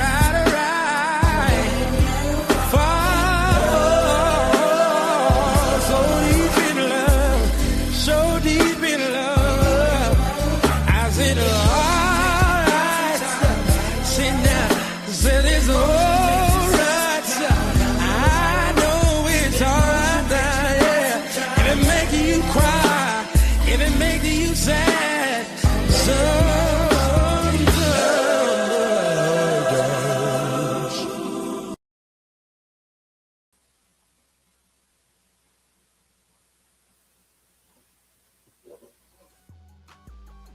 This is the Dean of the College of HBCU Sports, Kenyatta Cavill of Dr. Cavill's Inside the HBCU Sports Lab with Mike Washington and Charles Bishop.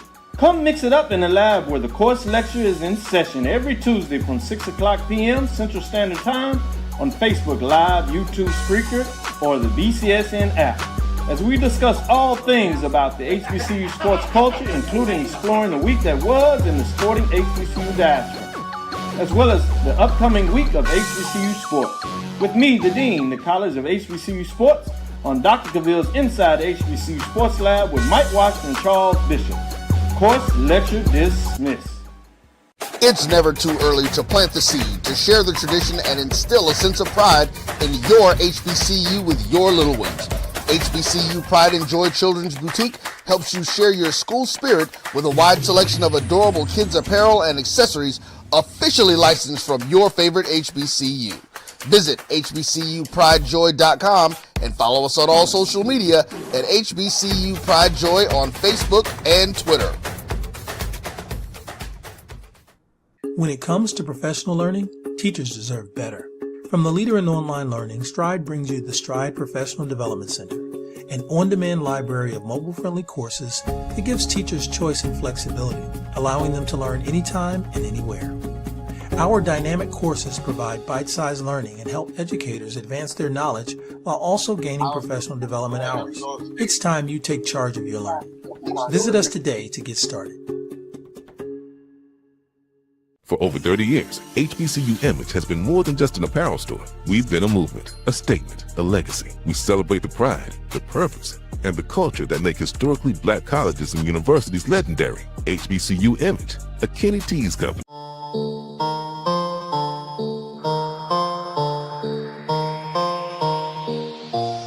Pick it up, pick it up, pick it up, pick it up. You see the drippy, I'm fitted up. Hop in my car and I get it up. Secure the bag, yeah, I get the bus. Pick it up, pick it up, pick it up. You see the drippy, I'm fitted up. Hop in my car and I get it up. Secure the bag, yeah, I get the bus. Pick it up, pick it up, pick it up.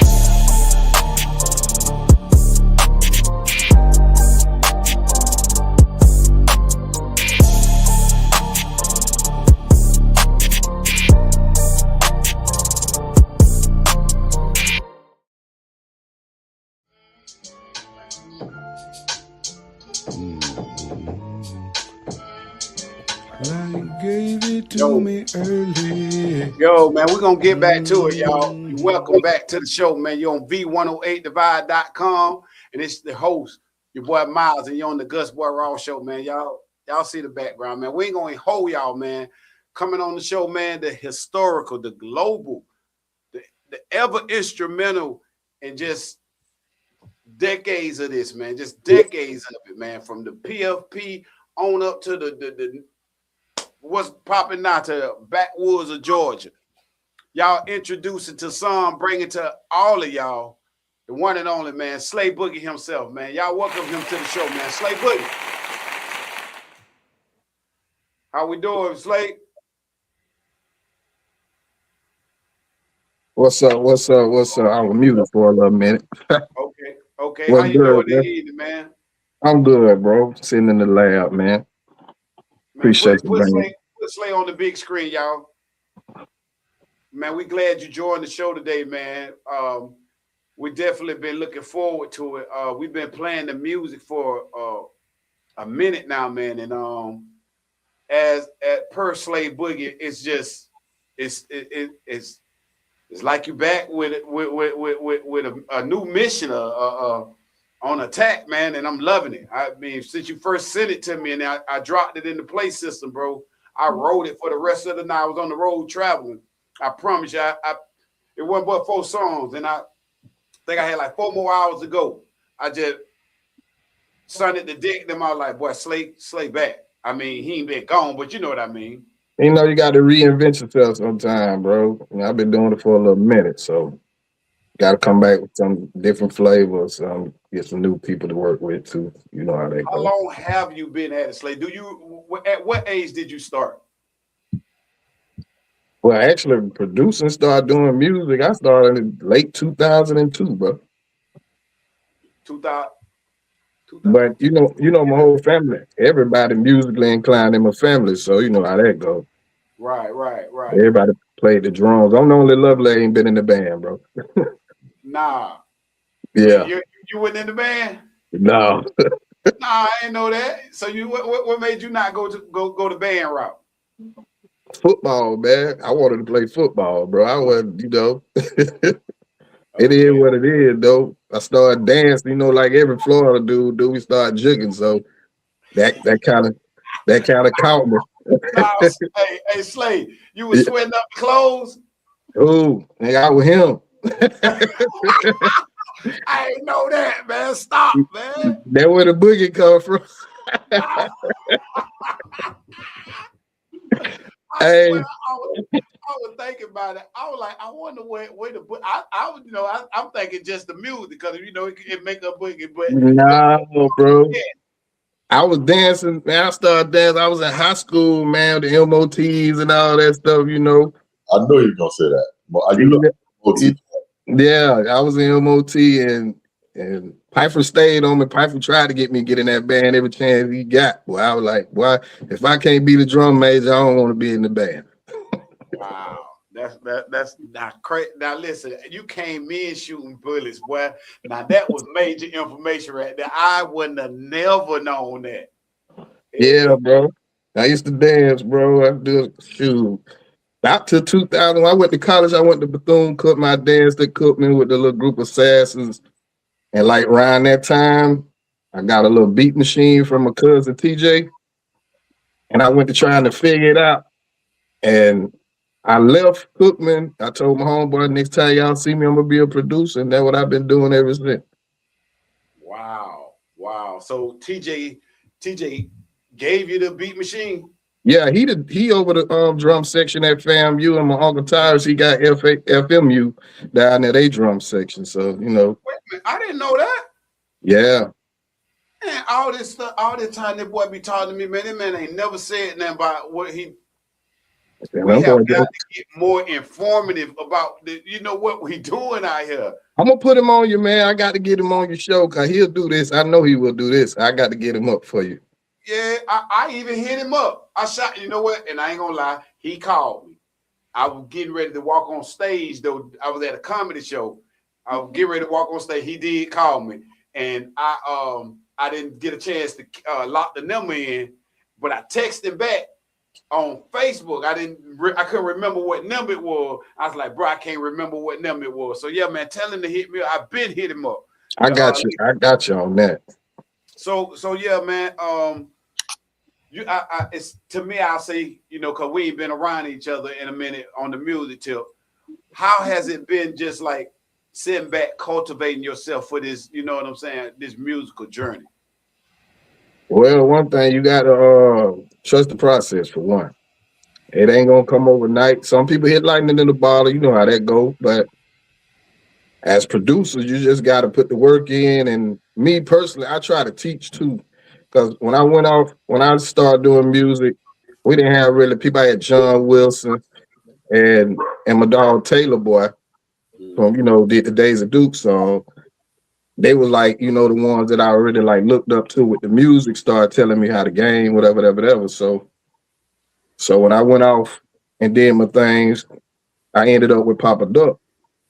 And we hooked up, started doing a little stuff.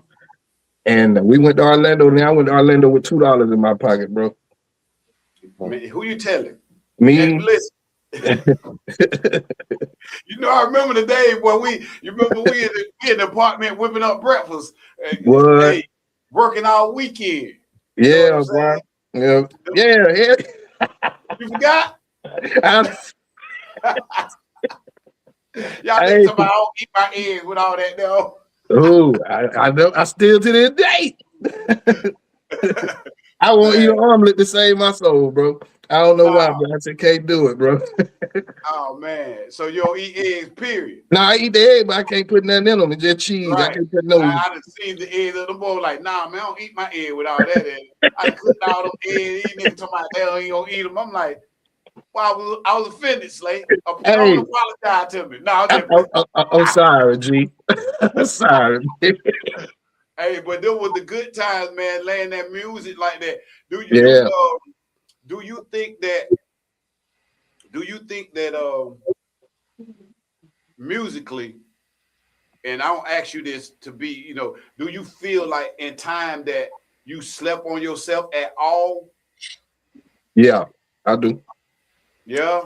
I will help in 2 minutes. Like, you can get to a point you help too many people and you forget about yourself, bro.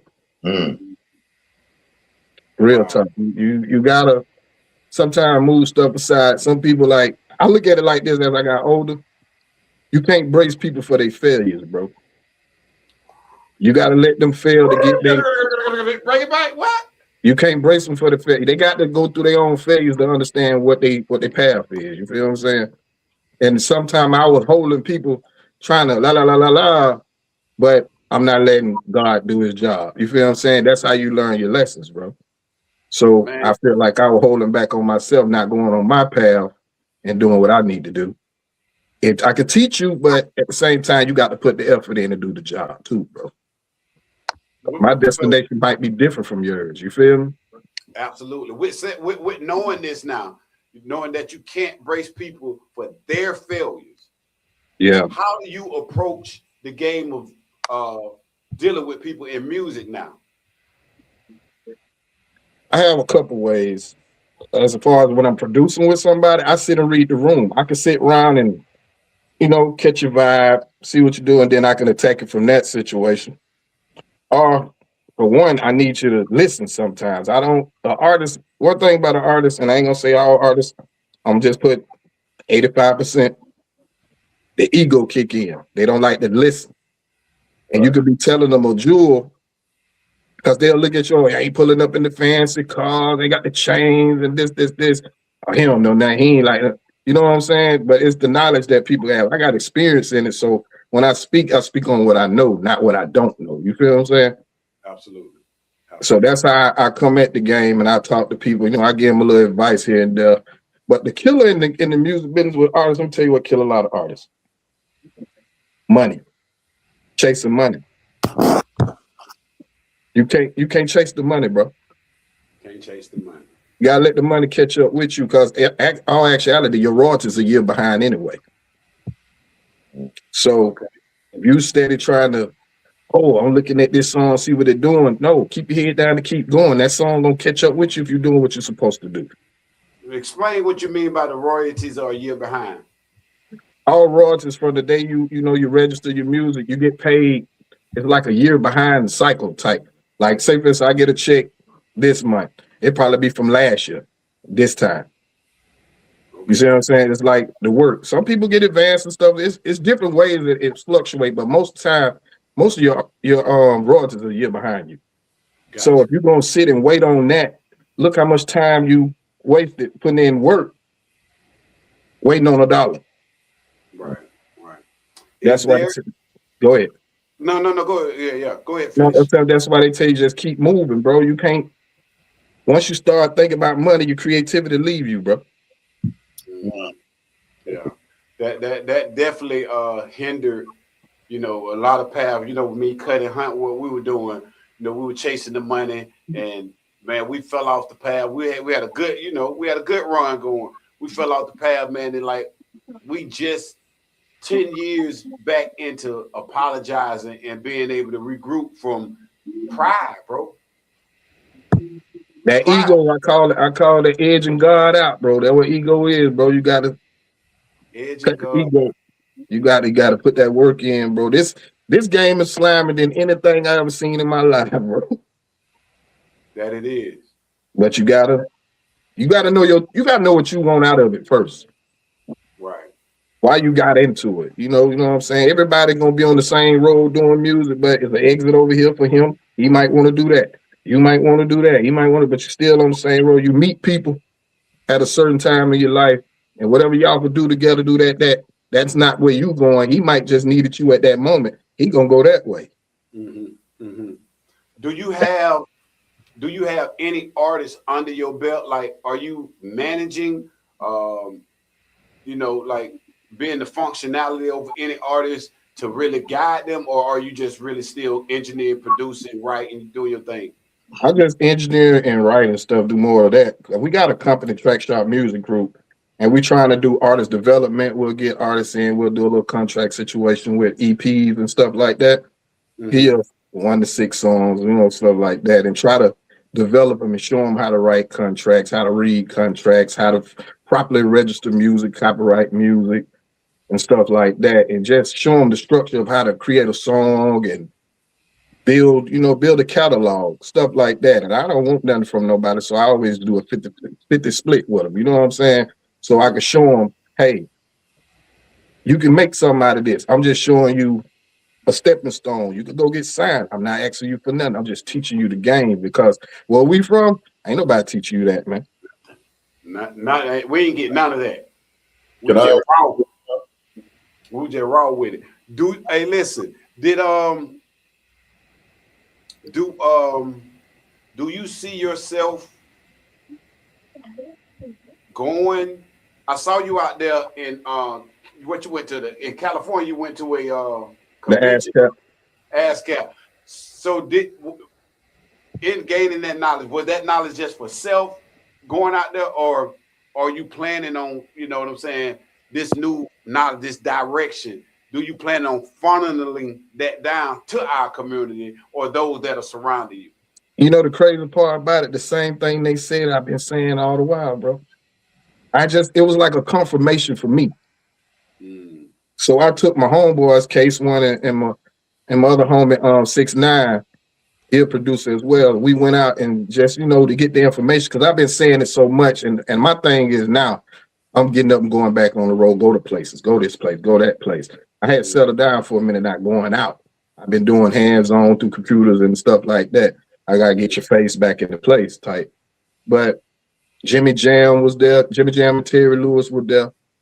And what was an eye opener for me, Adam Sandler won an award, bro, for music. Adam Sandler Yeah, for? Adam Sandler. I'm saying for what? What was the award? For his catalog, he got music. Huh? Like as a performer or producer, engineer? All that. You know the songs he be singing on his show, on his movies and stuff?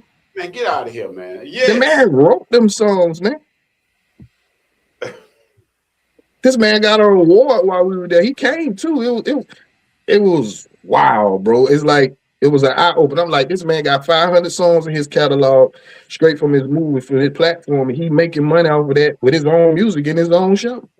Wow. So we gotta get you to showing these young cats, because it's a lot of mine. We're getting a lot of original music, man. And say hello to Dr. Kurt Ball, man. Doc Slave What's Boogie, up, man. Kurt? Well, you right down the roadside show camp, baby. Yes, sir. Yes, sir. How's it going, brother? I'm good, bro.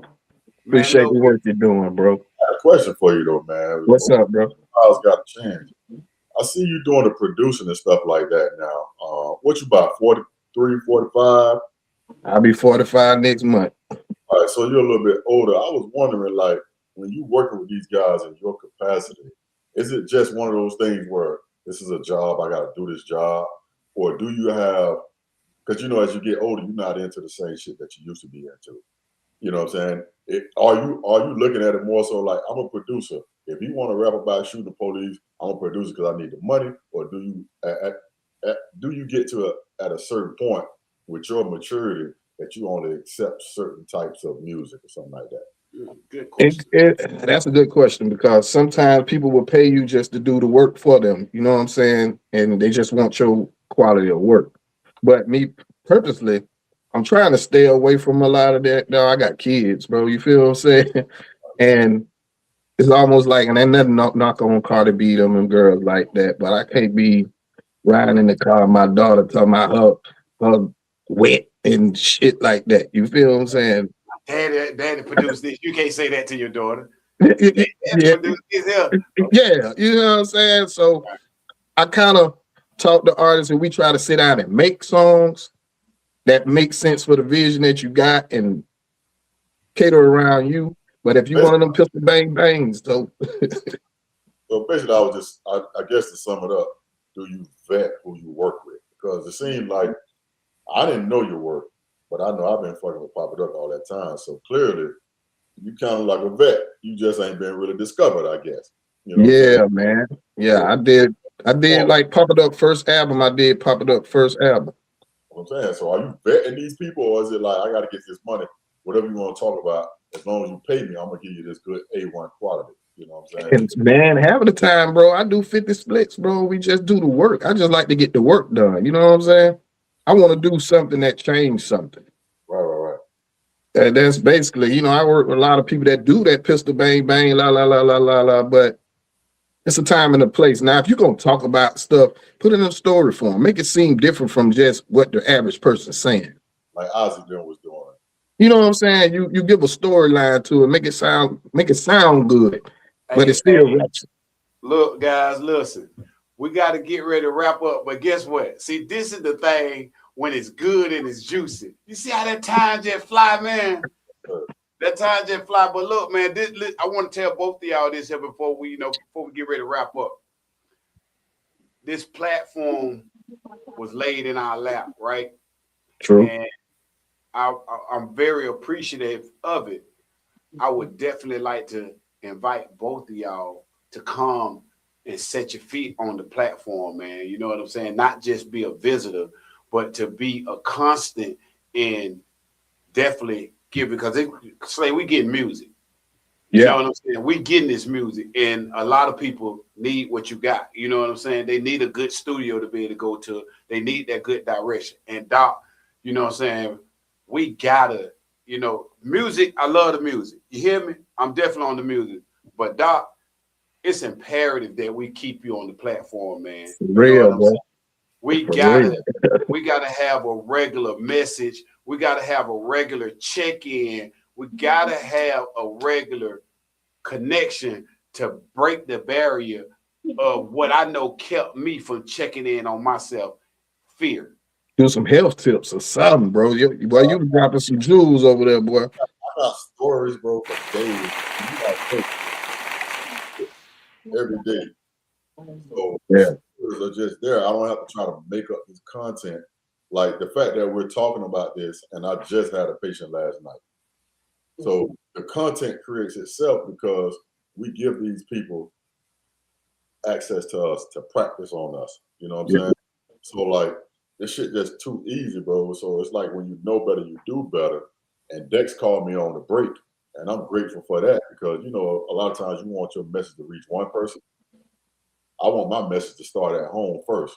So the fact that my cousin, you know what I'm saying, called me and said, "Hey man, I gotta get my shit together." I did what I needed to do right away. Because it's kind of hard talking to family because once you get to a certain level, people think you know everything. You know what I'm saying? Well, you hit me, boy. I was sitting here listening to the show. I'm like, damn. You quiet just to maintain relationships with people, you know what I'm saying? Because that's more important than anything, you know what I'm saying? That's all it's about, bro. Connections and relationship, bro. That's all it's about. Go ahead and Slay, you go ahead and drop a gem or your contact, any social media, anything you want to give them. Let's go ahead and you go ahead and give them your information, brother. Hey, if you're looking for work with me, man, you can hit me up 912-272-3835 or hit me at jermaine.lovelygmail.com. Or you can follow me on TikTok at SlayBoogie81. That's where I mostly be at now. I don't be on Facebook hanging out. TikTok. You can find me over there. Hit me in the inbox and we can do something. And Track Shop Music Group got a studio in West Palm. If you want to hook up, we want to put some EPs or anything together, holler at us, bro. We wide open. We're gonna put all that. We're gonna collect all that information and put it up for you. Don't go nowhere. We're gonna stick with Doc. You got anything you want to drop on them before we get out of here? Man, I ain't really doing too much on social because I'm trying to keep it, you know, private and family oriented. But if you want to see a little something, you can always catch me on TikTok. Just type in Uncle Landlord. You know what I'm saying? Yeah, I gotta follow you, bro. Yeah, we're gonna follow. Look, man, we're gonna try to you know, see if we can, you know, when you got some free time, Doc, you know what I'm saying? Like, I really hope that you can join the family and try to keep the awareness up, man, and you know what I'm saying, make a platform where people are comfortable to talk about and deal with the things that we need to deal with. So we're gonna get ready to wrap the show up, man. We thank y'all for tuning in. I told y'all it was gonna be a good one. We're gonna keep people like us on the platform, you know what I'm saying, that's relatable, that's obligated, ready to obligate ourselves to each other, man, because we need us. And ain't nobody else gonna help us. We are heading to some times where the lie is being dismantled and truth is evident, man. You're gonna have to deal with it. And we want you to be here, man, to enjoy it. So you know what it is, man. I thank y'all for tuning in. We're not going nowhere. Y'all be here Friday. Street Lights on. I think Slay Boogie gonna come back for Friday and try to give. I would love for you, you know, I got you. get some of your artists, man, to come and do the Street Lights on with us, man. We're gonna I can set some up. I got one in Atlanta. She a female artist. I probably can get her to slide on. Bet. Hey, y'all take care of yourself, man. We'll see y'all Friday. Y'all know the Street Lights gonna be on. Yes, sir. Wow, man, it's been a good one, man. Thank all my guests for taking time out to come with us. Man, y'all hit the link. Y'all support. Tell somebody that you know talk too much. That's gonna tell somebody. Don't tell nobody that don't talk. Tell them folks that talk too much so they can spread it and keep it going, man. It's been real. We out here, man. V108divide.com, the Gus Boy Raw Show, man. Big love to everybody, y'all. Appreciate the platform, baby. Absolutely, y'all. Absolutely. Y'all stay here. Stay here. The Vibe. Okay. The Vibe. Where radio ends and your internet begins. V108. Come on down and get you some of these nuts, Heron, because you know they so mucking good.